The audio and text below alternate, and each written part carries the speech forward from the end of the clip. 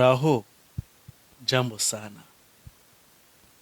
Amakuru yanyu, abari i Burundi turabashuhuje, abari i Bugande turabashuhuje, abari mu Rwanda turabashuhuje, abari muri Kenya turabashuhuje, n'abari muri Congo turabashuhuje mwese.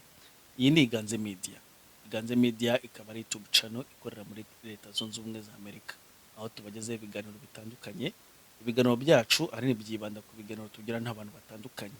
Uwo muntu ashobora kuba azwi cyangwa se atazwi ariko afite ubuhamya bushobora gufasha abantu hirya no hino, bukaba bwabufasha mu buzima bwabo bwa buri munsi.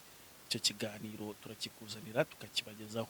Akaba ariyo mpamvu nimero yacu muzajya muyibona kuri YouTube channel yacu, ushobora kutwandikira cyangwa se mukaduhamagara mukatubwira yuko hari ubutumwa mukeneye kugeza ku bantu banyu.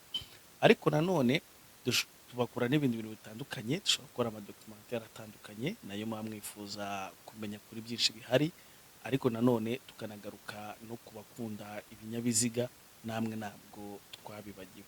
Kuri ibyo rero fata telefone yawe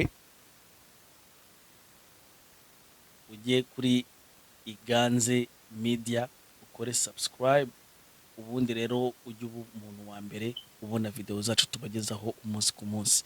Ikindi kintu mudashobora kwibagirwa, mujye mwibuka no kubisangiza bagenzi banyu. Murakoze cyane.